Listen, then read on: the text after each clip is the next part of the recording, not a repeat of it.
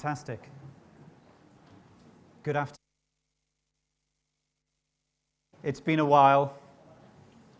We'll get there. Thank you. Good afternoon, everyone. Welcome to these public debates of the Sustainability Workshop at the Norman Foster Foundation. I'm Tim Stoner. I'm an architect, I'm an urban planner, and a member of the advisory board at the foundation. I can see just what a great pleasure it is for us all to be here, isn't it? Back in person, physically. But let me also take this opportunity to welcome those people joining online. And between the digital and the physical, we're all together now at long last. Do please engage with us on social media using the hashtags for the event and the hashtag for the Norman Foster Foundation. And let me also take this opportunity to acknowledge the continuing support of the Rolex Institute for not only these public debates, but the week-long workshop on sustainability, which you're going to hear from some of the participants in these debates. Now, it's perhaps in the nature of innovation and radical change that we need to address the subject of sustainability. It's also going to be the way that we're going to undertake this program. We're going to begin at the end. One of our guests has to leave us halfway through. So we're going to begin with the photograph that we often end up with. And I'm going to take this opportunity now to welcome Norman, to welcome the speakers in the debate to join me now on stage. We're going to have a quick photograph. And as they come up and join me now, it also gives you the opportunity to welcome and applaud them even before they've spoken.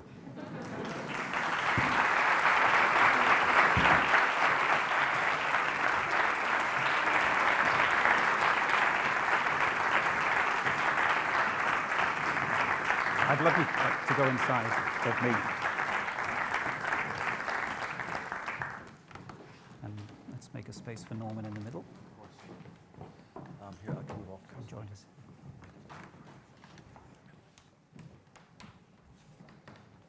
Welcome your speakers.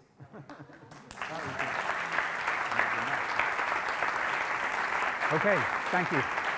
We can go down there.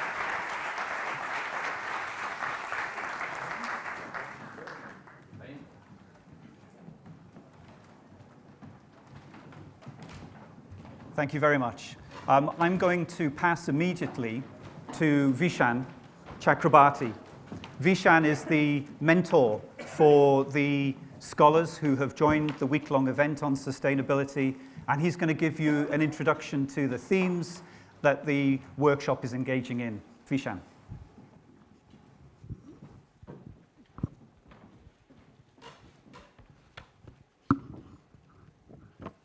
Hello. Esta vez es diferente. This time is different. The pandemic is an appetizer, an amuse-bouche, just a sample of what climate change will bring upon us, our children, all species. What have we learned from the pandemic? This time is different. I come to you from a TED climate conference in Edinburgh entitled Countdown. Everyone from former Vice President Al Gore to Christiana Figueres, lead author of the Paris Accord, were speakers. They warned us about how dire the situation truly is, how we are careening towards a planetary temperature rise of 1.5 degrees Celsius that would endanger all life on Earth. This time is different. These next 8 years are considered crucial. By 2030, we need to move away from fossil fuels, stop the use of coal, drastically reduce the use of oil, eliminate methane from gas pipelines and cattle, and embrace renewables, including solar, wind, geothermal, and nuclear. Our cities must run on clean energy and zero emissions. This time is different. At TED, hope centered on two groups: youth activists and voracious capitalists. The activists must push our politicians to be fearless. The capitalists must once again do what they do best, be shameless. Industry, excavation, colonialism, slavery, finance, they have brought us to this precipice. But now capital sees profit in the green economy, and we should all want this because we all need this. The activists must embrace and ensure that this time the capitalists pay for the negative externalities of their actions. When they mine rare earths for batteries or place wind fields in unstable regimes, there must be consequences. The past cannot be the future. This time is different. This time we all, men, women, white, yellow, black, brown, we all have a role to play. We all have a seat at the table. Climate change, as you will hear today, is fundamentally a design problem, and architects must lead with communities. Otherwise, this time will not be different. This time must be different. Esta vez debe ser diferente. Thank you.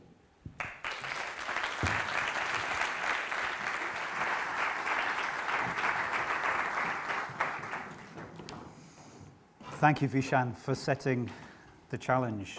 Our next speaker is a scientist based at CERN with a history of involvement in the creation of the Large Hadron Collider, the discovery of the Higgs boson. We hear from many great designers on this stage, and we're going to be joined by a great scientist today. So please, let's welcome Frédéric Baudry.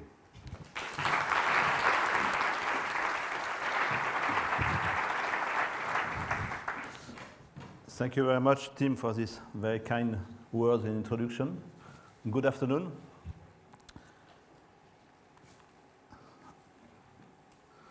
Okay, I want to start that the energy world 150 years ago was sustainable. We were using wind, we were using animal forces, we were using our arm, our legs, all the things, and now we are using these machines. You can see this tractor, this big truck, this container carrier, and so on. This was good. I will show that increase our way of life, our GDP. But the main problem is that to feed now this machine, you don't need only grass, food, but you need this coal, oil, and gas mainly.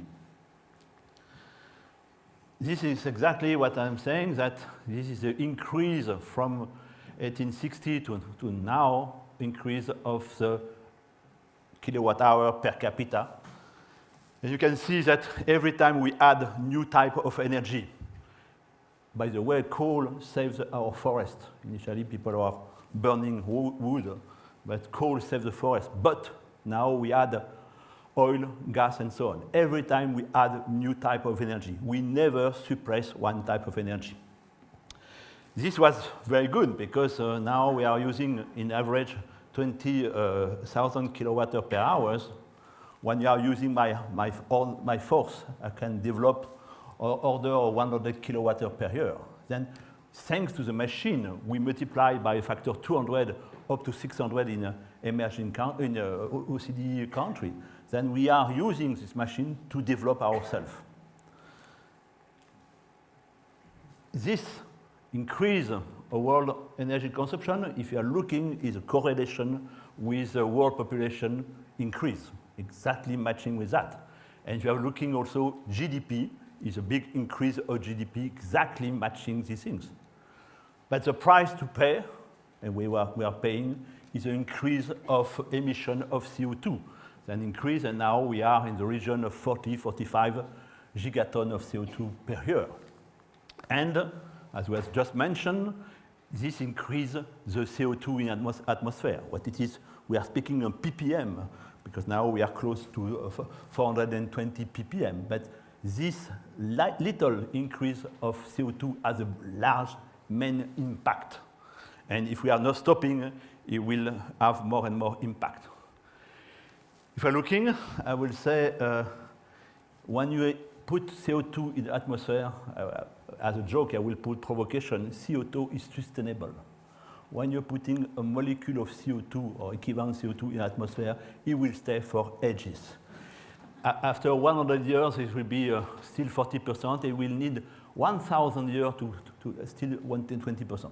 Then every molecule of CO2 we are putting in the atmosphere will be very, very difficult to remove. And it is a dream that we can capture all these things.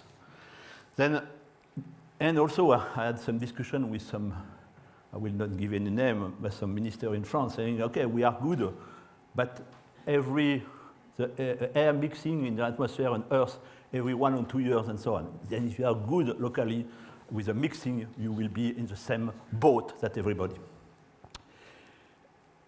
When you are looking, I like this image, when you're looking at our atmosphere is very thin, 15 kilometers, 10 to 15 kilometers. That atmosphere is fragile and compulsory for life. I think, as it was said, there are no passengers on the spaceship Earth. We are all crew, and we have to act. This, coming back to my world consumption, you can see this. It was a slightly improvement with thanks to COVID. You can say thanks to COVID. If we will have to continue on this slope if you want to reduce, especially this 80% of fossil energy. If we are looking in percentage, time to time, we can see we are more renewable, what is good, what is nice. Then in terms of percentage, coal is reducing, but in terms of absolute value, we are using more and more coal in our planet. And if we are looking at the prevision for the next 50 years, or the next 30 years, in 2050, we are looking, we will be 2 billion of persons more on the Earth, and the prevision is an increase of energy consumption by plus 50%. Then we will increase our dependence of energy by 50%. At the same time, we have to reduce by, people a Green Deal in Europe, 55% in 2030, and to go to 0% in 2050. This is the main challenge. 80%, remember that. Then I will give a little of strategy. I think we have to go mainly to look at in all the domains in which we are working, reduction, to improve the efficiency, to do as is possible recuperation, to study all the life cycle. I think we have no time to have exclusivity, we have to have inclusive things. Now looking, 1/3 is industry, 1/3 more or less is transport, and 1/3 is residential. I think I saw the last 2 days that also is a challenge, but a magnificent opportunity. It is possible. For the transport, it's more difficult. And I think we have to keep our fossil fuel for this essential during the transition for transport. And one thing I want to say, please end with individual car. We have to stop to have individual car, we have to share car. If we have to do something, don't buy your car. Okay, this is kind of provocation. Okay, and in parallel, we have to have massive investment in new technology. Obviously, in renewable, we saw that we invest a lot, but it's still in the 14% of energy. We have to develop renewable energy storage, but also, sorry to be provocative, fission. We need nuclear. We will not go to 0% of fossil without nuclear. And for that, we need R&D in a waste transmutation, in which we're working. We have to look at new generation of reactors, subcritical, and we have to develop SMR. SMR will be the key to go to that. And we have to prepare, after that, in 2050, a fusion could be something, working on sun, why it should not work on Earth. And to conclude, I think we have all to be the crew, and we have to be aware of our consumption in order to limit it and to maintain limit of CO2 emission. Then I think everybody should look at personally their carbon footprint, and also in all organization, industry, you have to have this scope 1, scope 2, scope 3 carbon footprint for this. Thank you for your attention.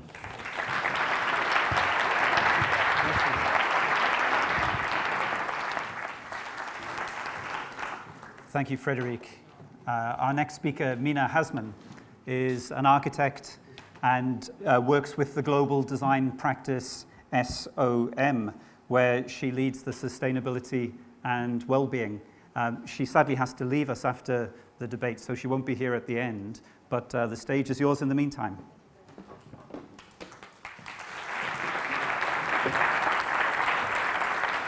Thank you for inviting me to be here today. We're perhaps in the most critical 10 years of our time, in which our individual as well as collective actions will influence how the future is going to look like. And this is why the United Nations calls this decade that we're in right now the most critical decade of our time. And it's a decade of action where it will be echoed for generations and if not centuries to come.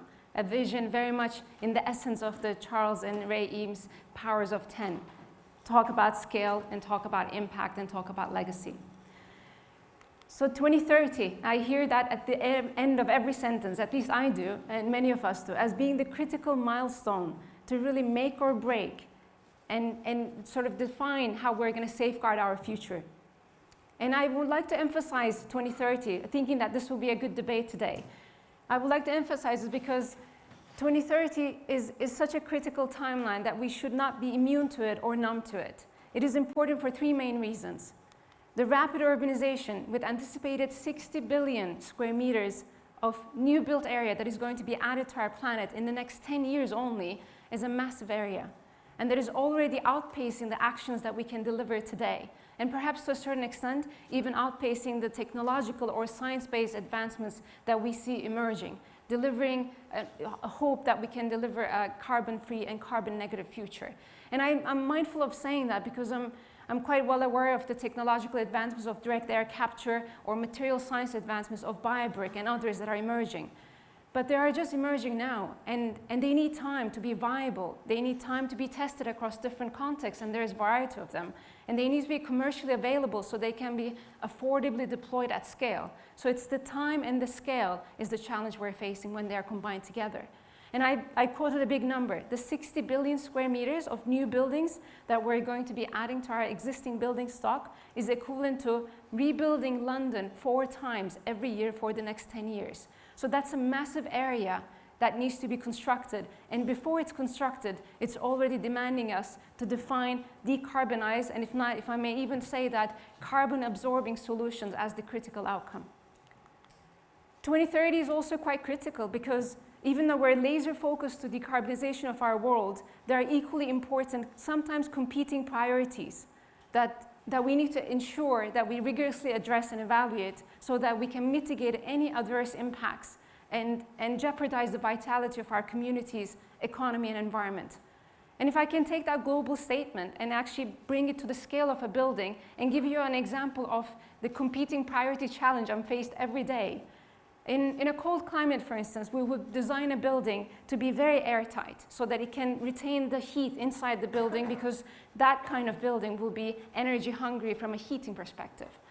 But airtight buildings they need to be very carefully designed because they're more prone to overheat, and overheating is detrimental to our health. So in this scenario, and I'm oversimplifying to make a point, but in this scenario, to reduce the energy use of a building and in turn also reduce the associated carbon emissions of that building, we may be putting our health at risk. So it's a really critical evaluation process and rigorous process that we need to go through. And the 2030 is also very critical because the buildings we may be designing today may be only constructed within the next 7, 8, 9, or if not even 10 years. And we really don't have the time. And if I can give this sort of course this is perhaps more relevant for complex and large-scale buildings that can take a longer time, but I can contextualize this in the work that I do at SOM. These are real projects, even though they're unanimously listed here, I have been working over the last 10 years in my career at SOM. And on average, they've been taking about 6.5 to 7 years from inception to construction completion, which actually makes me think that I don't have the time to trial and test and to even rectify the mistakes I may be making and even learn from them. So we're very much deprived of the luxury of time in this critical decade where we need to accelerate the transition to a net zero or even actually carbon negative, I would say, in a healthy and resilient world. So I would like to actually bring to the debate the question of how. And of course, I'm painting perhaps a grim picture here, but there is a solution for everything. There isn't one size fit all or a single solution. There isn't a silver bullet. I think that many of us have been looking for and hoping for. So every context needs to be individually analyzed and assessed. And it is really essential for us to really understand how we can collectively overcome this sort of overwhelming challenge and the scale of the impact that we need to deliver, especially when the challenge is so complex and multi-layered and when time is not on our side. Thank you.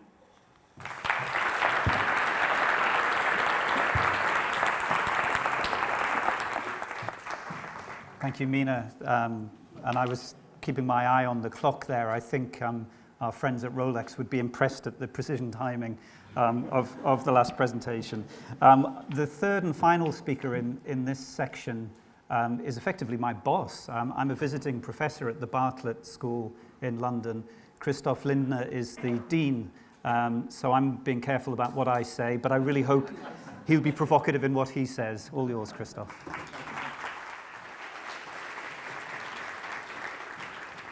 Thank you so much, and how wonderful to be in a room with people. In the short time that I have today, I want to share 5 interrelating ideas. And the first one is this. We live in an age of extreme cities. And this is a concept that I'm borrowing from the writer Ashley Dawson. The notion of the extreme city tries to describe the way in which our world, 2 phenomena have collided: the rapid urbanization of our planet and climate change. And that this convergence is creating all kinds of extreme conditions that we increasingly feel and experience around the world.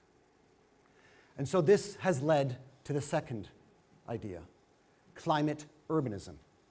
Increasingly, in one way or another, we are all practicing climate urbanism, which describes the way that we think and act in cities under climate change.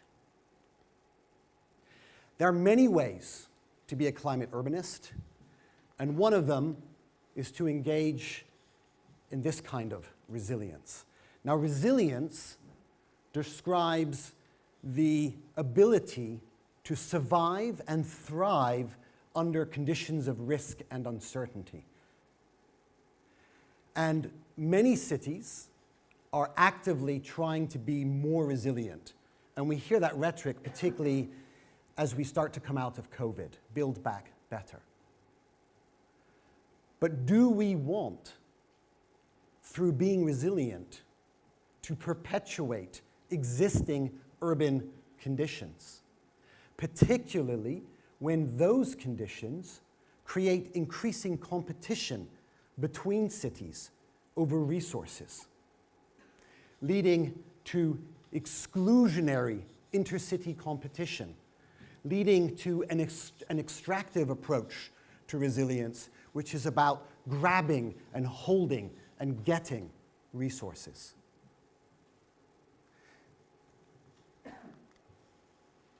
Perhaps another way of thinking about it is to look at climate change and the future of cities through the lens of climate justice.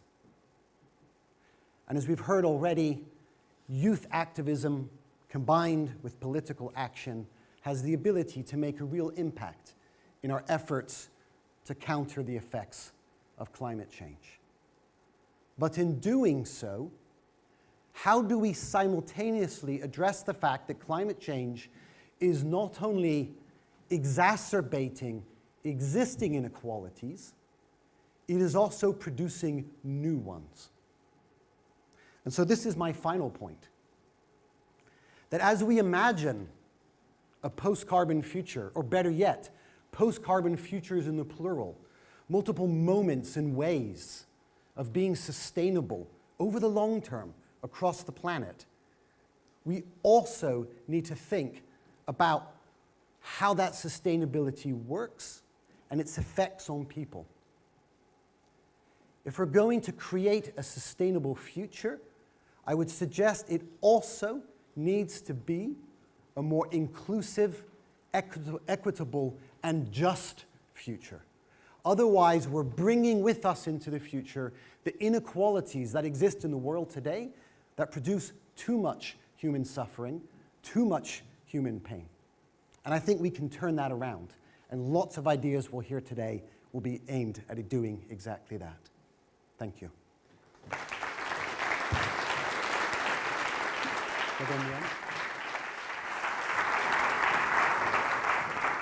Thank you, Christoph, and I'm going to invite Frédéric and Mina to join us on stage to reflect. I don't know about you, but I'm left somewhat troubled, concerned. There was a cartoon, I don't know if you picked it up on one of Frédéric's slides, of a prehistoric person trying to sell a round wheel to two people pulling a prehistoric cart with square wheels that was stuck in a rut. And they turn around and say, "No, thank you, I don't have time for this." And we heard about we don't have time. Mina, you said we don't have time. But we also heard a very clear message: we need to change. So I'm really interested, and I hope everyone else is, in some practical ideas for where that change is going to come from. And maybe I could just start with scale, because the idea of the Eames power of 10 being the lenses through which we could view sustainability from the atom up to the universe. At what scale do we begin the intervention? Where do we act? Is it the individual building? Is it the city? Is it the continent? Who are the actors? How are we going to work at scale? At which scale? Frédéric. As I said, I think we have no time to think who will be individual and so on. We have to act at all the level we can act. All the level. I think we have to our own level. I was by provocation, but I think I'm very convinced the individual car is finished. If you are suppressing all individual cars, sharing the car, we are using 2 or 3% of the time our car around the year. This we can do, but we need definitely political decision, very high political decision to move. This 80% of fossil will not be solved like that with the magic sword. We have to have action at very high level. And okay, I think it's a time now, as I said, in 8 years we will have the budget of the 300 gigaton will be over. Then already I can say 1.5 degree is done. We have to fight not to get the 2 degree, what it is can be reached in 20 years. But we have to act. For example, we have to finish this debate, nuclear, not nuclear. And this, if we are starting to do this debate for ages, in 10 years will be too late. We have these things. We have to look at after that to prepare the future. I spoke about fusion. We have to do that. Then, and I show also the pie when we have 1/3 transport, 1/3 industry, 1/3 in residential. We have in all actors where we are. I think a lot of architects in the room and so on. Residential, you can act, and I think we have some. Sounds like you might wish there were more politicians in the room, because that might be where your views are directed. But Christoph, you have another view. I absolutely agree, and I think your comments are really inspirational. But just to make this a bit more into a debate, we've known for decades that we needed to act and haven't. And I've been reflecting a little bit on why is it that the urgency has been growing in the last several years? What's shifted? What's changed in the last couple of years? The science has progressed, okay, but I think the youth movement, the global youth movement, has been something that has given new voices, new energy, and a new urgency. And there's a huge dimension of intergenerational justice, I think. And an awareness of that, a growing awareness of that, I think is starting to get us to act. But the other problem I would suggest that maybe contributes to our collective inactivity on a global scale is that we haven't until very recently felt and seen the negative effects of climate change. It's largely been hypothetical in the world of science fiction. At some point in the future, it will get bad, we'll start suffering down the road. But now, and we could just think of the recent wildfires over the last year all over the globe, and the way that that's accelerating and getting worse, and our world is burning in all different kinds of ways, I think we really are beginning to see those first harmful, immediate, visceral effects of climate change. And I think that that's scary, and I think many of us might be scared into action, but hopefully through politics, through events like this, also inspired into action. If I may just add, actually, that's a really good point, because we talk about actors and who are the actors and who's responsible. And I think over the years, the youth activism really enabled many people to be much more aware of the implications of climate change and much more aware of the choices that every single individual make. I think we need to take it to a personal level. And honestly, I think understand what our direct sphere of influence is, and none of us will be able to get there by ourselves. So we need to, I think the one key action that we can all do leaving from here today is that think about who are we going to collaborate with? Who are we going to cross-pollinate experience and expertise across, beyond the sectors, across sort of disciplines and generations, so that we can actually bring this collective knowledge and awareness, because I think it's the awareness and the knowledge is what instigates the action. Well, I fully support what you are saying. That it's true that now people can see that the climate change. We have to warn people that what we are doing now, individually at all levels, we will not see the change in the next 5, 10 years. And we have to be conscious that it is difficult when you are a human body. If you are doing an action, but the result of action will be maybe in 15, 20, 30 years. And this is very important. This you have to explain, to be honest with the people. It's not because we will do a tremendous change of our fossil, as shown, the CO2 is in the atmosphere, and the time constant of the things is over 20 to 30 years. Then we have to warn people. We have to do all, and it's a question of justice, it's a question of sustainability in the future, but be careful. The slope increase in temperature will not change in the next 20 years. And this is difficult to pass for any person. We have to act. We have to act for something in 2040, 2050. And those are the sorts of timescales you're working on at CERN. You're planning for those decades ahead. But those of us leaving here today want to do something immediately. And what should we do immediately? Do we talk to someone? Do we take an action that changes our lifestyle? What is it that we do differently immediately? I think just upskilling. I think learning about sort of raising awareness and knowledge is a fundamental starting point of any action that anyone can take. And I think generally across and I can speak more within the built environment sector context because that's where I operate most of the times, also part-time teach, is just the level of knowledge needs to be risen and sort of it needs to be backed by data so that it's not a hypothetical or a distant future, but it is real and it is really happening today. I think just collecting that data and sharing that knowledge and data across generations is really what all of us could do leaving tomorrow. I love that phrase, backed by data, and I would add to it maybe complemented by art and culture. Mm-hmm. So I think we need to be informed, we need to know about what makes a difference, what's changing in our world, but we also need to understand and process it. So I think something that's really valuable, in addition to the individual actions we can take, like we could walk out of this room and choose public transport instead of a private car. We could walk out of this room and choose to cut down meat and embrace more plant-based diets. There are any number of small things. We could walk out of this room and change our approach to energy use in our homes. But we also collectively, I think, need to come together and start imagining and reimagining our global urban futures. And where do we start? What does the post-carbon future look like? It's really difficult at an individual level to imagine this. And I think this is where we need to come together. And I think art, media, culture, working with architecture are very powerful spaces to create those visions. And through that, create the desire, the enthusiasm, the inspiration of what we're aiming for, what we're trying to build together. So let me add one more in a moment, but before I do so, I hope to be able to come to our audience in a minute or two. If you have a question, we have microphones, put your hands up and I'll try to take as many as I can. Finance is the subject I want to add. We haven't heard much about the money yet in the room, but is the money not also the problem, and is the money the solution? I think the money is the solution. You mentioned about CERN. You have to foresee what is the next accelerator in 20 years, but we have to operate now. And I will see the same thing. We have to do what we have to do now and think the future.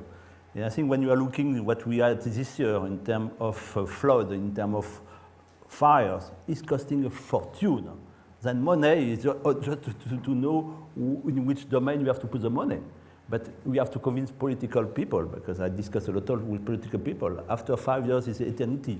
We have to convince the people that it's not only their mandate, we have to think over their mandate and to invest the money for the future. And Mina, is this already happening in your practice? It is. Are you seeing your clients ask for something different to what they might have asked for 5 or 10 years ago? They do, and actually I was going to mention, this is so critical because this is the sort of the one key, and if I can describe it that way, that we convert some of our clients or convince some of our clients to invest upfront. And we talk about not only the capital investment or upfront investment could be slightly higher depending on the size and the scale and the context of the project. However, when we look at the life cycle of that building, if it's 60 years, 100 years, however you want to take it, there is a longer term sort of savings, and that's quite attractive sort of way of convincing the clients that that is fine to invest upfront, because not everyone is coming and saying I'm willing to invest more today so that I can see the fruit at the end of the life. And I think in our second part we're going to hear more about the materials that we might then be making our buildings and our cities of in order to create that longer term permanence. But we've got the opportunity for a couple of questions now. If anyone would like to raise their hand. Lord Foster, Norman. It's more a comment to add to the debate. Data. You mentioned data. I'd suggest at the heart of every issue that you've raised is the generation of clean energy, electricity. Data. To generate 1 trillion kilowatt hours, the use of coal in China creates 280,000 deaths. Coal, globally, for that same amount of energy, generates 170,000 deaths. Oil generates 38,000 deaths. Natural gas, 4,000 deaths. Solar panels, 450. Nuclear, 90. Nuclear is the only clean source of energy. It's undergone tremendous advances. You have the prospect of microreactors, a container-sized element that would fit on this stage, can power a small township. It's using non-weapon grade uranium, 5%.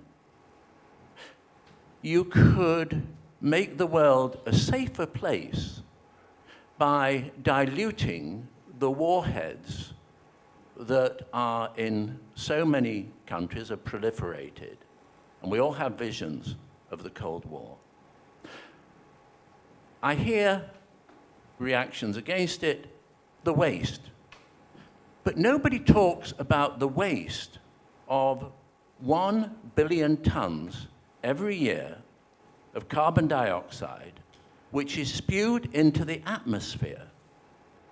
And that, in large part, accounts for 10 million deaths a year through air quality. Many of those kids who do not have access, 180 million, excuse me, I'll rephrase that, 860 million who don't have access to electricity, part of 14% of humanity who live in slums. And that's largely through the burning of coal or wood or animal waste. So just reflect when you, and incidentally, that number that I gave you for nuclear includes every catastrophe so far, including Chernobyl. And just reflect that it's the only waste which is totally controllable from cradle to grave. Complete control over it. So I'd just like to add that to the debate. Thank you. Thank you, Norman. Would anyone like to take that on?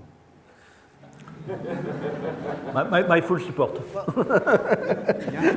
doesn't blow in the tropics. I do think that deserves... Less than 2%, incidentally, less than 2%. Microphone. Right now, solar and wind, regarded as the saviors in the wings, just reflect that less than 2% of the world's energy is generated by solar cells and windmills. So, as a brief response to that, I think it goes back to the question that you had, Tim, around finance. Will finance get us through this? Will finance get us out of this? I think ultimately finance is a tool. It's an expression of values. Finance will do what we want finance to do.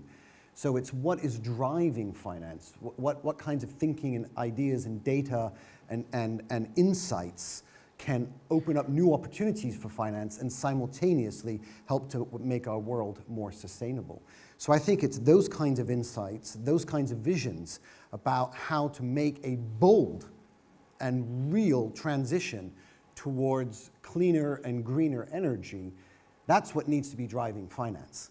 And I think we shouldn't think of finance as having the agency. I think we should think of ourselves as a society, as individuals, as organizations, of having voices that can inspire and shape how finance can then operationalize what we want for our future. Thank you. I thank you, please. May I take my mask off to facilitate understanding, or can you hear me? You can hear me, good. My name is Beatrice Manhon. I'm a retired banker, and I completely support what you've just said. But going back to the comments from the panel, my concern is that the youth movement is extraordinarily noisy, but is not offering solutions. Lord Foster, thank you for hosting us. Your comment on data and on nuclear, and I happen to believe in nuclear myself, is very important. So you are all closer to young people, there are plenty here. How do you shift the youth movement from noise to real debate on options and the sacrifices that that will entail in the just transition, which is something that we seldom speak of today? Thank you. Great question. And the younger demographic in the room might also want to offer a view. So, I mean, I'm happy just to say something based on a little bit of my own experience at the Bartlett, where our students have been very vocal, very activist around climate change. The first thing I would say is I would never for a moment want to dampen the rebellion and the energy and the messiness of demonstration and challenge. I think that's really important. But I also think while the youth movement can look a little bit disorganized and messy, it's still, those voices and that energy still find their ways into very serious and transformative conversations. Politicians are listening to youth in a way and with a depth and focus that they haven't for a very long time. And at the Bartlett, I know that our recent announcement of a commitment to net zero by 2030, to use that date, was inspired and unlocked because our students were being activist. So I think we should embrace the messiness of rebellion, but also understand that all that energy does find its way into the institutions that shape our world. And I think we should embrace that.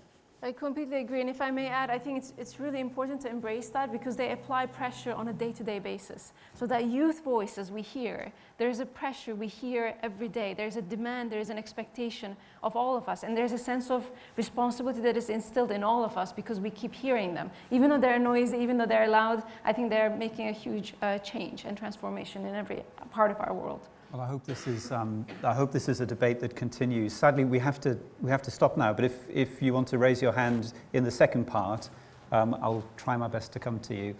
We're going to take a break now. I'm going to invite my three guests to leave the stage, and we'll move on to the second part of the public debates.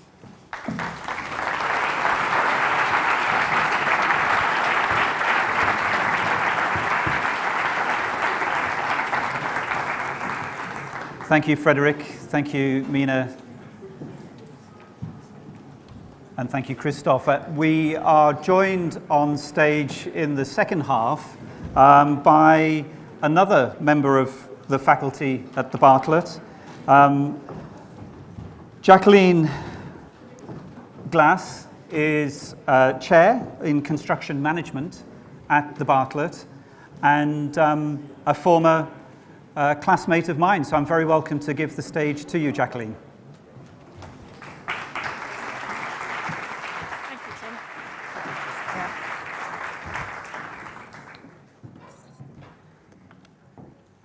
Hola. I'm sorry, that's it. I can say, hola, ¿cómo estás? Bien? Muy bien? Fantastic. Hello, everybody. It's lovely to be here. And can I just suggest we do something straight away that we couldn't do on Zoom? I want you to give yourselves a round of applause right now because you are here. We are all here together. Fantastic. Awesome.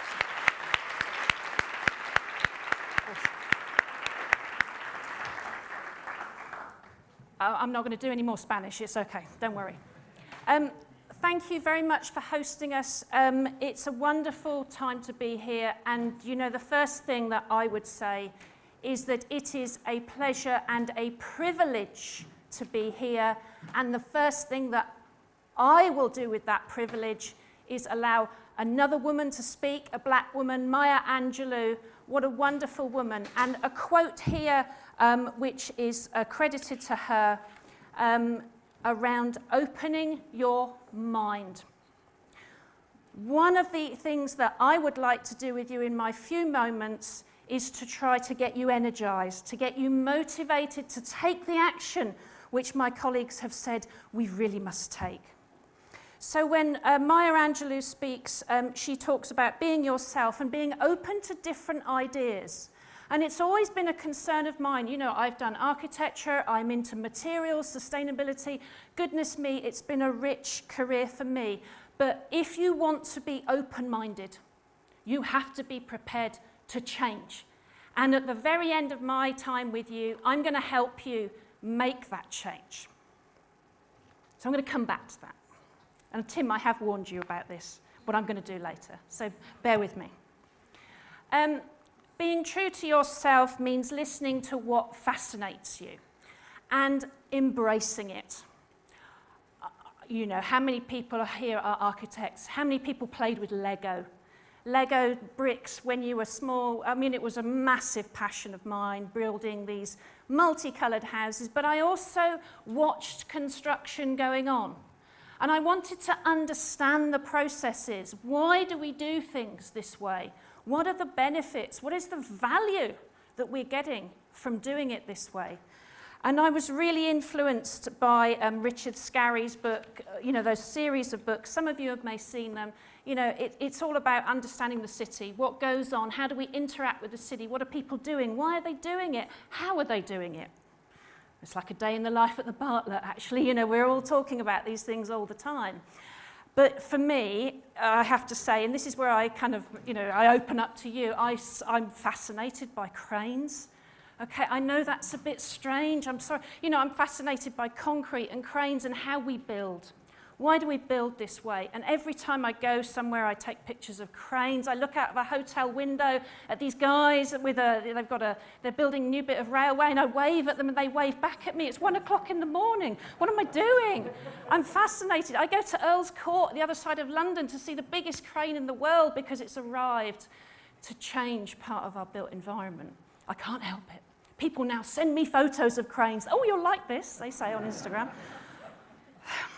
The thing is, myself, and I'm speaking to all of you who are students particularly, this is about being yourself. But sometimes you are in between these old traditional disciplines, and be comfortable with that. Be comfortable in those in-between spaces, even though it's not always easy. Because if you can start moving in those in-between spaces, you get to work with wonderful people. I'm just showing you some snapshots here, the sorts of things that I'm involved with.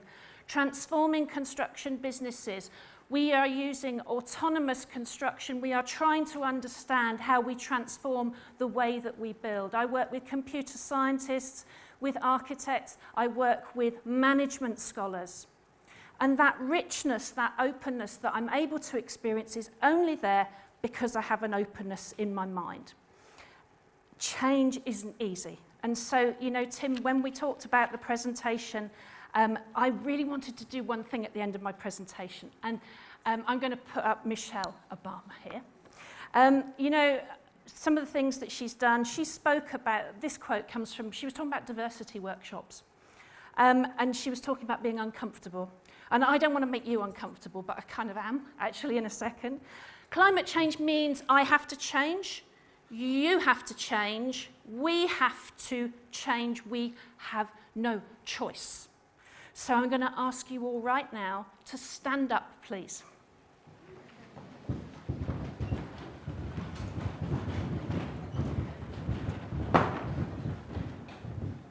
Sorry, in the sound booth, I do beg your pardon. Now, the thing I'm going to ask you to do is put your arms out like this. Okay? And I'm going to then ask you to bring your hands together and lace your fingers together in the way that is most comfortable to you. Most comfortable to you. Look down at your hands. See which of your thumbs is on the top. Remember that. Take your hands apart. Now put them together the other way around. Not quite the same, but you did it. I don't know how many people are here, Tim. Maybe there's 200 people here. You have all just changed something in the way that you live your everyday life. Michelle Obama's done this. Look, there she is. Thank you very much, folks. I look forward to the discussion. Gracias. My pleasure.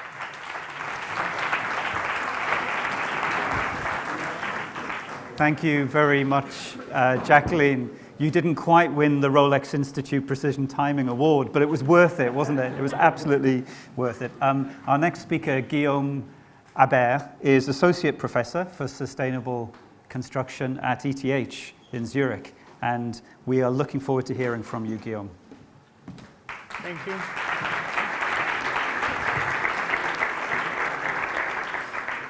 Thank you very much. So now that you're already in a changing mood, we'll go a bit further. I'm sure most of you love ice cream.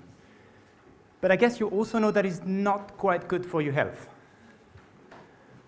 What about meat? I like meat. I like red meat. But I also know it's not good for my health.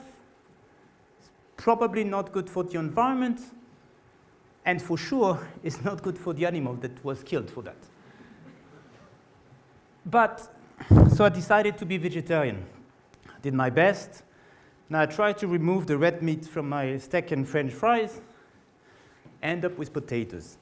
It's great, it's tasty, but at one point you're a bit bored. And that's where you have to make really the change, to insist on keeping your way. Because then you discover that actually you have plenty of vegetables around. Some you might not even know their name. At least I didn't know. Parsnip, Jerusalem artichokes? Bet you to point which one it is. And I think it's a little bit the same for buildings. We have technologies. They are there, but we don't really dare to look at them. And I think it's because we don't accept that we just have to change our material diet. You have materials that are great, they're fancy, they're tasty, but they emit a large amount of carbon emissions. So you know that you have to use them as less as possible. You also have materials that are carbon neutral or carbon negatives. It means that they probably first improve your indoor environment by regulating the indoor humidity. They also store carbon, so they improve your environment outside. They are cleaning the air. And believe me or not, but you have buildings that are already using them. It's just that we need to look at them. You have buildings that are built with structures built with bamboo. You have structures in Spain. I had to find a building in Spain that are made with round earth. You have reeds that can be used as insulation materials or even facades all over the world, from Thailand to Japan, from Europe. They are there. It's just that we don't look at them. And even that, I think you even have buildings that are incredibly banal. This is a very standard building in the suburbs of Geneva. 5-story house, multifamily. Except that this building, more or less, you have the CO2 that is released that has been released from the concrete structure to build it, that is compensated by the straw bale facade. That easy. It means the moment where you build this building, you don't have more emission in the air before than after. It's climate neutral, more or less. But at least it's there. It exists. And so I think it's really the question of, do we accept at one point that we just have to change our material diet? And once we do that, the solution is there. Thank you.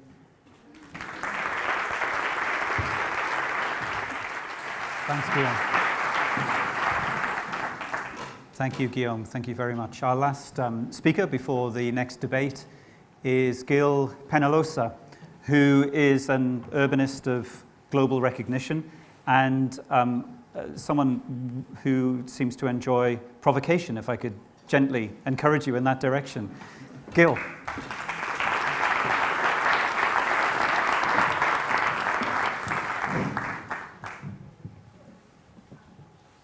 COVID-19 arrived, and some people say that all changed. I think that the perception changed. It's like if we had gotten some magnifying glasses to look at our cities. All of a sudden, the invisible became visible. With over 80% of the hotel rooms empty, we sent the homeless to sleep on the streets, on the parking lots. But at the same time, a horrible situation became an opportunity. We saw how, in days, bike lanes all over the cities started creating protected bike lanes that used to take years, decades. All of a sudden, now they did it in weeks. Also, we started doing bus-only lanes all over the place. And again, what used to take months or years or decades, farmers markets on the middle of the streets, even public golf courses for 200 people became public parks for thousands and thousands of people. So the impossible somehow seemed possible. And we were so happy because we saw an opportunity. And it seemed so easy to turn streets into linear parks. Unfortunately, it's not that easy because there's also many people that want more cars, more segregation, more sprawl. So are we going to go back to 2019? Or are we going to build back better? We saw how with fewer cars, we clean the air. So it's very clear the options. So I think that the post-COVID, we got to evaluate every project in cities around health, equity, and sustainability. We need a Madrid that is equitable, sustainable, where all people are going to be able to live healthier and happier. I'm the founder and chair of 880 Cities that has a simple concept. What if everything that we did in our cities, the sidewalk, the crosswalk, the parks, the school, the auditoriums, had to be great for an 8-year-old and for an 80-year-old? Then it will be good for everybody from 0 to over 100. We need to stop building cities as if people were 30 years old and athletic. So let's talk about people and cities, about the well-being. I think some things is more the individual, some things the city. 5 actions for the individual, 80%, cities 20%. 1, we need to eat more plant-based. 2, we need to sleep 7 to 9 hours per day. 3, we need to socialize. 4, we need to have contact with nature. And 5, we need to be physically active. Always, since we are born till the last day. Because physical activity is good to lower premature deaths, cancers, blood pressure, and everything. It's kind of the magic pill. And the only way that Madrid is going to be physically active, the only way is if people walk or bike or play as a normal part of everyday life. So that's what we got to do. So these were the 5 actions, individual, but also the cities need to do. What are some of the cities, but also the individual need to pressure the city? One is we need to have compact cities, closeness. We saw how Paris is bringing the idea of the 15-minute city, where you have all of the basic needs within walking distance, but of course it has to be within the 1-hour metropolis. And compact doesn't mean 40-story buildings. You have the same density in 40-story buildings than in 6 stories next to each other. Also, for mental health, we need to have nature everywhere. In our sidewalks, in our homes, in our schools, our places of work, everywhere. Also, older people, we need to live healthier and happier. We're living longer, not longer, much, much, much longer. It's incredible. And people are gardening and having ice cream and playing with their grandchildren. You know, the population over 6 is going to double. The population over 8 is going to quadruple. Spain doubled the life expectancy in the last 120 years. This is something amazing. Now we learn to survive. Now we need to learn how to live. Walkability. Every single trip begins and ends by walking. That's how humans were created. You know, the birds fly, people, we walk. Children walk. Parents and children walk. Older adults walk. Everybody walks. Here in Madrid, we walk. But we need to make it safe. And today is not safe. We need to lower the speed in all of the streets to Madrid to 30 kilometers an hour. All of them, except the arterials and the highways. If you get hit by a car at 30, only 5% probability. If you get hit at 50. So unsustainable mobility obviously is not only walking, it's also riding bicycles, using public transit, using cars. This could be Madrid or any city in the world. So we need to ride bicycles. What that said that didn't show up is very simple, is always measure bikeways by, if it's safe for an 8-year-old and it's not safe for an 80-year-old, it's nothing. Don't even call it a bikeway. It's not for the experts, it's for the children. Let's think of them. So the same thing of the 30K, and we need to have networks, connectivity for all ages and all abilities. Think of the daytime and nighttime and winter and summer. And parks, we need to have parks for everybody, small, medium, large, for little children, for older adults, but especially we need programs in the parks so that they will be used. And we gotta focus on our most vulnerable people, the most vulnerable by age, children and elderly, but also everybody that is poor, people with disabilities, all racial minorities, all ethnic minorities, in many places women. Madrid, let's focus on them. And we must change. These are not technical issues, these are not financial issues. These are political, but not from political parties, about policy and values. There won't be a Martian coming down to say, I will make Madrid equitable and sustainable. It's up to all of us. Everybody working together. Be bold, benchmark with the best. Do alliances with the private, the public, the NGOs, the schools, the faith groups, everybody. Develop a sense of urgency. Have a shared vision. But vision is not enough. You have action, action, action, action around the shared vision. And then you will be able to have a Madrid that is equitable and sustainable, where all people are going to live healthier and happier. So Madrid, let's do it. Now. Thank you. You can stay on stage with me as well.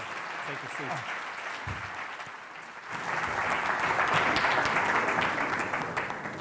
Thank you, Gil. I don't know if, like me, you were counting, but that was 99 slides that you've just seen there in slightly over 5 minutes. Fantastic. And if I could start with an observation, Gil, that we've heard about new materials, new building technologies. We had a session at the foundation earlier with Marcos Cruz showing us some really very provocative biophilic structural devices that change the aesthetic of architecture and cities. But what you were showing in many ways was that to change to the future, we sort of have to go to the past, to the walkable city, the cyclable city. Is there a risk that we obsess about innovation when in fact we should just be dealing with what's sensible and practical? Yes, I accept that I don't like the image of going back, because we say, oh no, we want to go forward. No, walking is the past, is the present, and is the future. And we need to have walkable cities. The reality, for example, with density. If we don't have dense cities, nothing will work. Eventually, when cities are dense, eventually everything will work.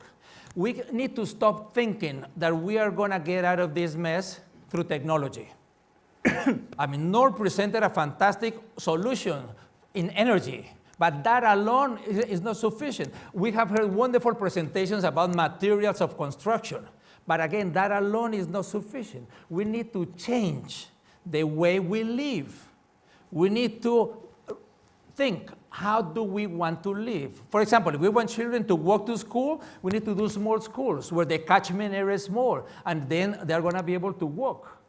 So we do need, there is no way out without changing our behavior. I mean, just one comment on this. I see so many young people. You know, half of the homes that will be around within your lifetime, in 40 years, do not exist today. Do not exist. Today we have about 3.5 billion people living in cities. In 40 years we're going to have 7 billion. Imagine the magnificent opportunity that you have. But we need to plan cities and manage cities radically different than the last 40 or 60 or 80 years.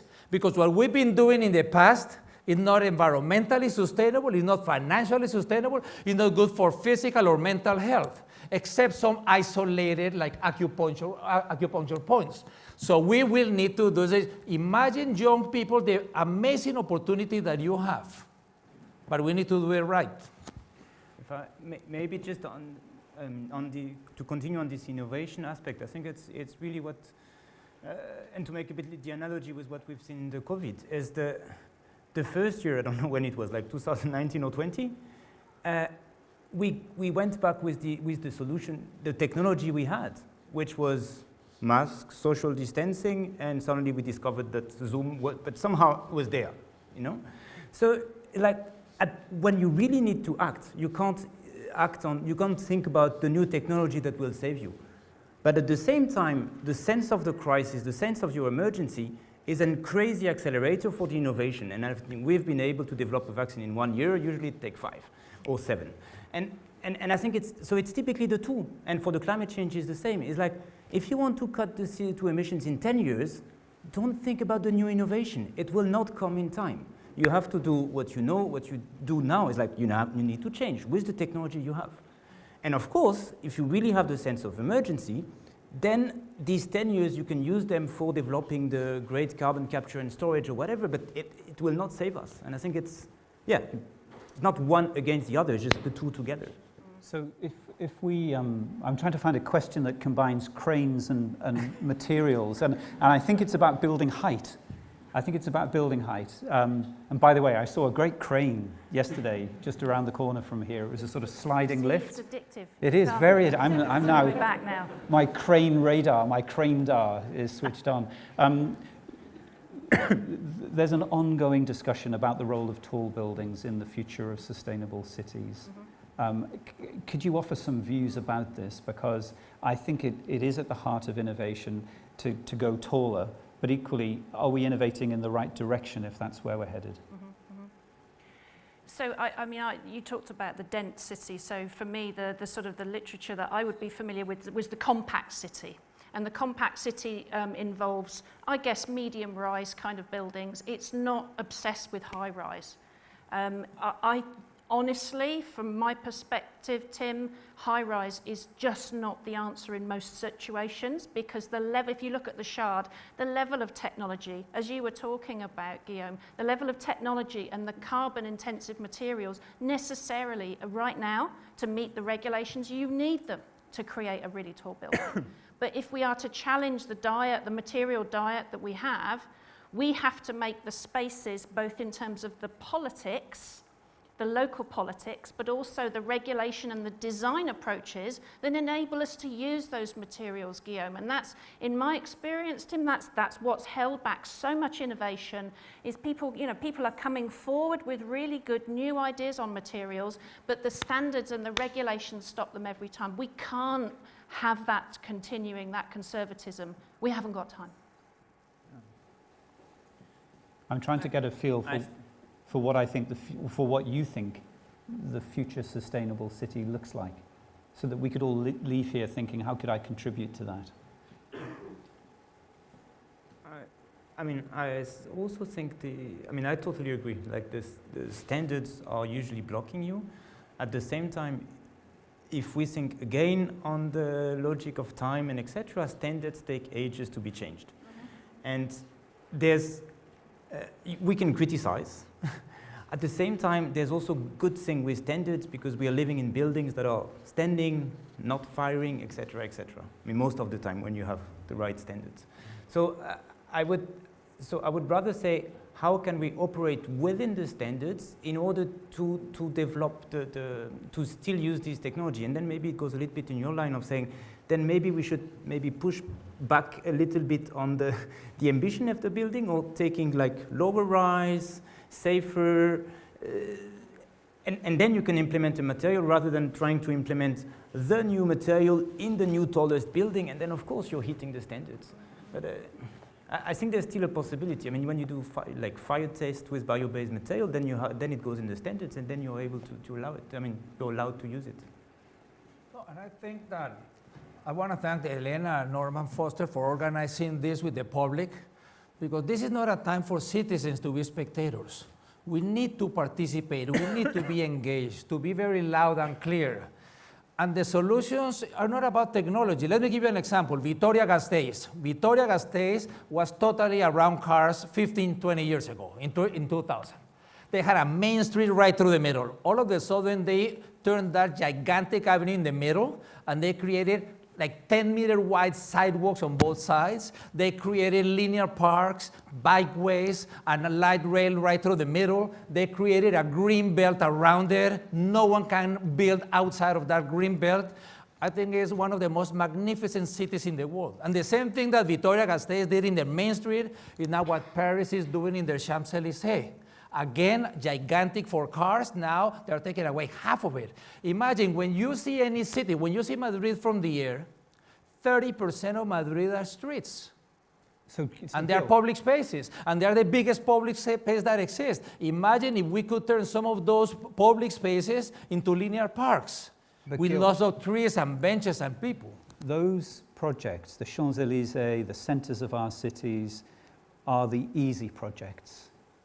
Can I challenge for some insights about sprawl and the edges of our cities? Inside the périphérique in Paris is easy, I would suggest. Outside the périphérique, where we have low density, outside of most cities, car dependence, that to me feels like the place where the urgent and difficult action is needed.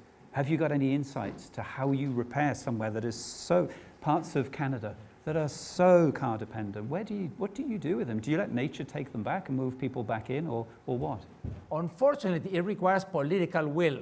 But let me give you an exact example. Melbourne, metropolitan Melbourne. The downtown is fantastic, but outside is horrible. What are they doing? They did a study with all of the arterials. What if on the arterials they put public transit, BRTs, LRTs, and they allow density between 5 and 8 stories high next to each other? Not taking down historical buildings, not the parks, not green areas, but everything else. Melbourne has 2.5 million people. They could go up to 7.5 million in the existing footprint. by densifying only the arterials on both sides. And even simple, like on the ground floor, no parking lot on the ground floor. It has to be commercial. From there up, it has to be mix of office or living. Also, the height of the building cannot be taller than the width of the road. So if the road is 30 meters, the building can be 30 meters, and so on. In between the arterials, the houses can stay. But then they are promoting to put solar rooftops. They are promoting to put trees. So to have those houses continue to be individual, but much more environmentally friendly.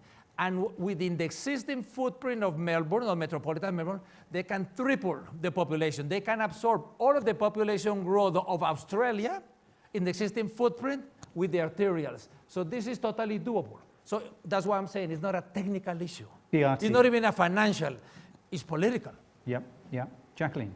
So I think one of the aspects that I would mention, I should say, are there any economists in the room? Oh, I hope so. Yeah. Oh, one or two, okay. Forgive me if I get this wrong, okay? The new thinking in economics is very much the value, it's talking about the value of everything. And one of the things, if you want to understand the sort of new economics, Kate Raworth, Mariana Mazzucato, you need to understand value.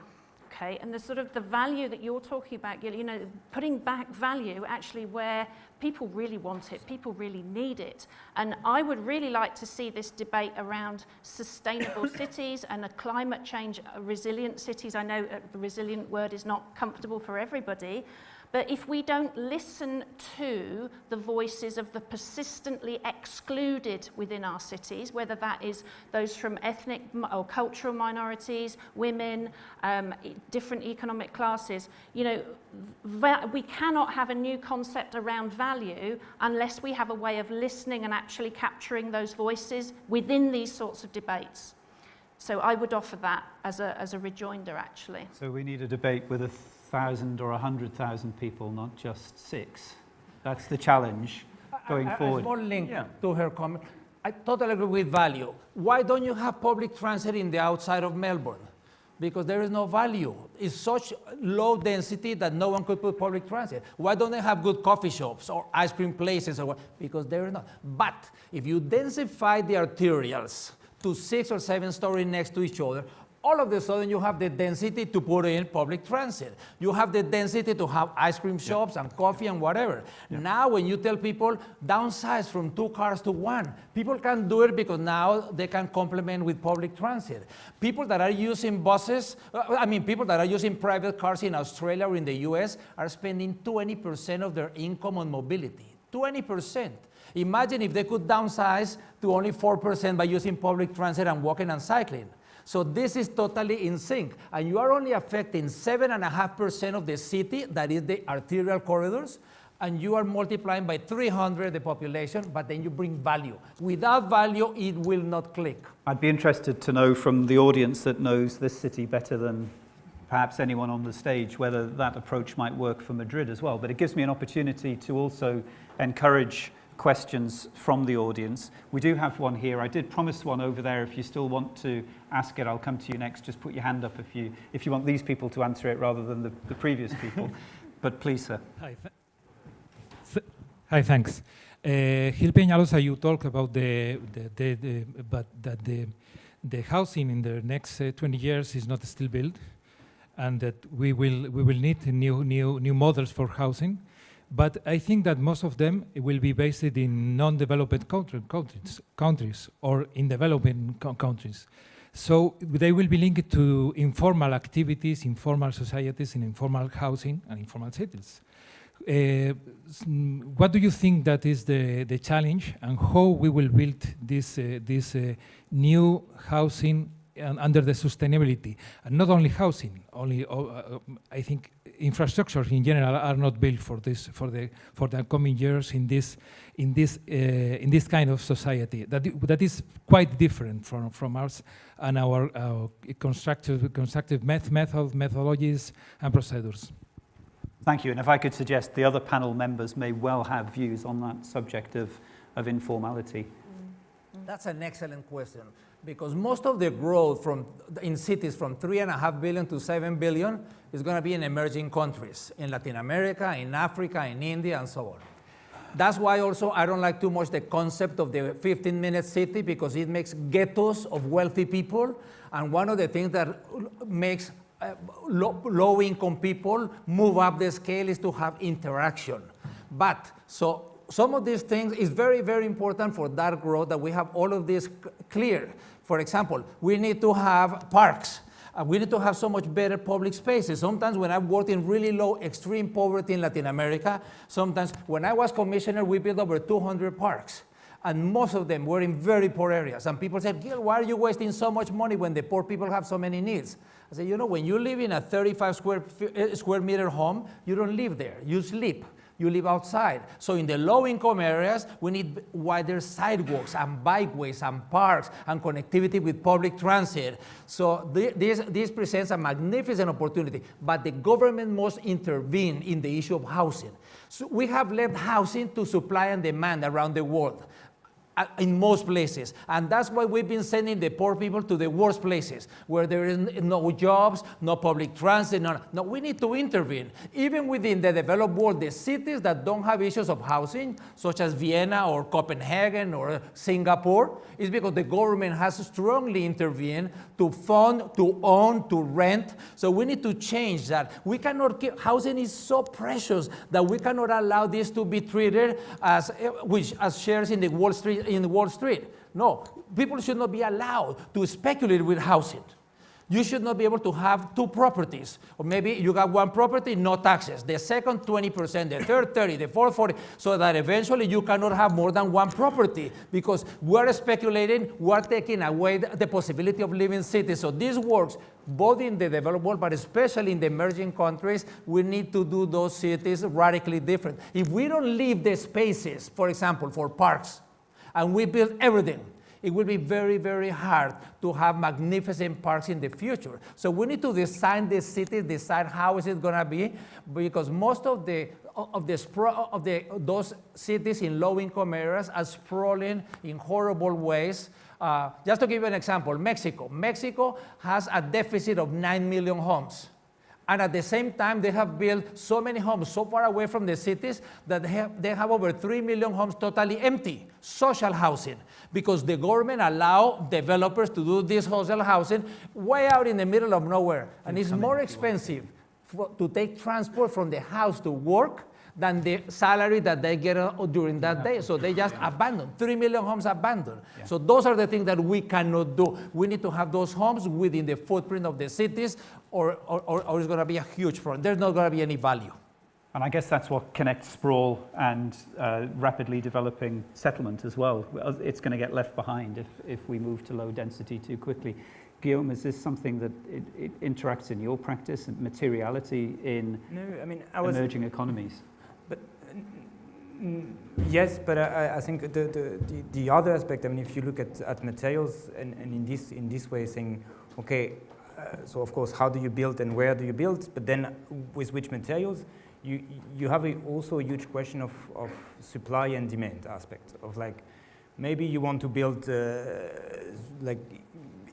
with whatever low environmental footprint materials, but most of the time you will find very easily, and especially in emerging economy, you will always find a cement retailer in every 200 meters, even in the slum, and you will never find a bamboo retailer in your slum.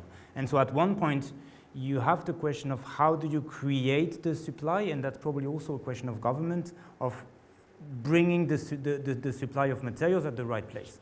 And because if you just let the market do it, then you will have the very classic materials that have already caused all the environmental impact.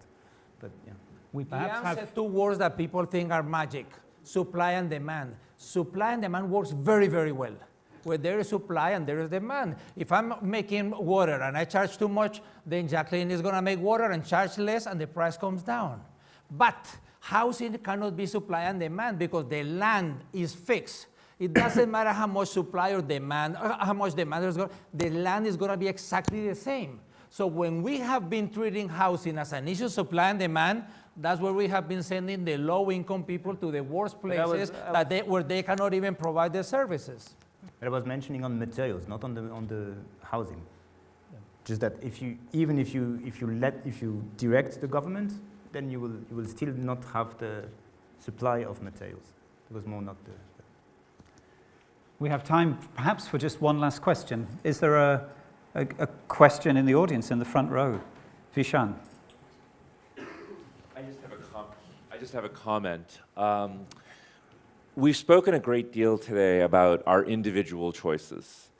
And, you know, it is a great luxury to be in this workshop with extraordinary people, thanks to Norman and Elena and our friends at Rolex. And what it reminds you of is that all of these solutions are possible. What Norman talked about with nuclear, what Gil is talking about with bicycle lanes, building out of the right materials, it's all possible. And we should all make changes in our lives. At the same time, we shouldn't put this all on us in the sense that this is similar to the cigarette company saying everything is the fault of the smoker. Mm-hmm. Right? So if we're addicted, we should stop smoking. We have an individual responsibility. But don't forget what's out there. When we talk about 2030, 2030 is not 10 years away, it's 8 years away. I didn't even have to look at my watch for that. But it is 8 years away. The fossil fuel companies are not going to stand by and let all of these changes happen, at least not in the short term. They might tell you that by 2050 they're going to decarbonize. But between now and 2030, they have an enormous amount of profit to make off of fossil fuel. And every single one of us has to be, whether you're a young activist or an old activist, an 8-year-old activist or an 80-year-old activist, Gil, all of us need to be part of that conversation as well as making the individual changes in our lives. Because the individual changes, the fossil fuel companies are not just going to sleep and rest and let this happen. So just please, everyone needs to be aware of that. Thank you very much, Vishaan. It allows me to ask one last question of the panel. It's often assumed that when you're on a stage like this, it's because you know everything, and it's your job to tell everybody what they should do.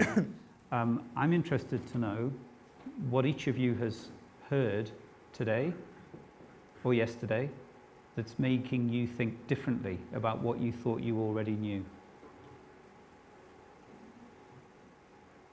Should I start? I start with I think your inspiring last slide, and I think it's from you borrowing from Michel of saying we have to create a certain level of comfort to have uncomfortable discussion, and I think it's not easy, but I think it's really challenging, and I take that with me. Let's see. Tim, I would pick up on something that Mina offered earlier today when she talked about skills and knowledge and continuing a learning journey. And that really resonates with me, obviously not just as an educator, but actually somebody who does want to see change. So that really, really resonates with me. Gil. I have enjoyed very much yesterday and today. I always learn, and I heard a wonderful comment by Norman yesterday that when the youth said, what do you recommend to the young people? And he said the same thing that he recommends for himself, to continue learning. So I think that's a really good message. And for example, I truly enjoy Vishaan's images of all of the eastern side of the US, and the impact of climate change on how in the dense areas, the impact is very, very low. It's as low as in the farms where there's almost no impact, or on the rural areas, while the suburbs is huge. And I also enjoy learning from people how the materials of the building, what a huge difference of impact construction can have according to the type of materials. It's really amazing that is something that we need to move in that direction. Well, I hope that gives all of us an opportunity to take something away, and I'm going to give the final word to Norman. The last word? Well, it won't be, but... I don't know. I write down things whilst everybody's talking as reminders. I think we really have to learn from history. You know, the most desirable places in our cities are essentially low-rise, high density, with lots of green space. So we don't have to build high. The lessons of history, pandemics, crises in the past, the cities have always come out better, safer, quieter. The Lisbon earthquake created anti-seismic structures. The Great Fire of London created the DNA of London, brick terraces, fireproof, but we never think of it. The handsome Thames embankment, a river which is not an open sewer. The invention of modern sanitation. Since we came out of the cave, everything has been benign, progressive technology. Whether it's clean sanitation, whether it's vaccines. If at one point, the automobile was the white knight, was the savior. The cholera epidemic created modern sanitation. The automobile cleaned up the cities. The cities at the end of the 19th century were cesspits. They were full of dead horses, drowning in manure, disease. The automobile was the savior. So historically, we've always, cities have come out. The Central Park and the reservoir was a response to cholera in New York. It's now unimaginable without it. So I think that we have to work with nature. That's a very, very powerful message that goes through. The planting of trees as traffic is reduced and becomes cleaner. I thought the lady over there, hi, was referring to the sacrifices.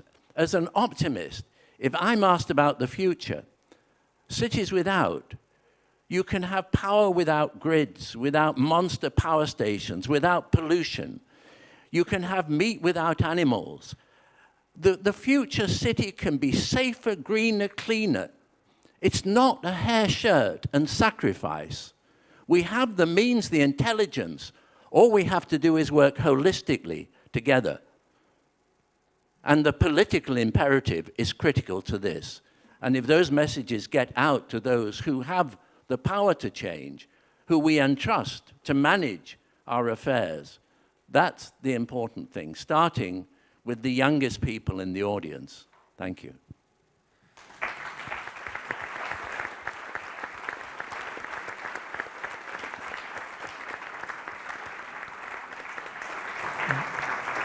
Well, thank you, Norman. That was not only saving me a summary, but so much better a summary than I would have given. Let me thank you and Elena for making today possible, Rolex Institute for supporting and continuing to support the foundation, to the speakers who've given us something to think about, and to all of you here in the room and online for being together with us today, back together with us today to change the future. Thank you.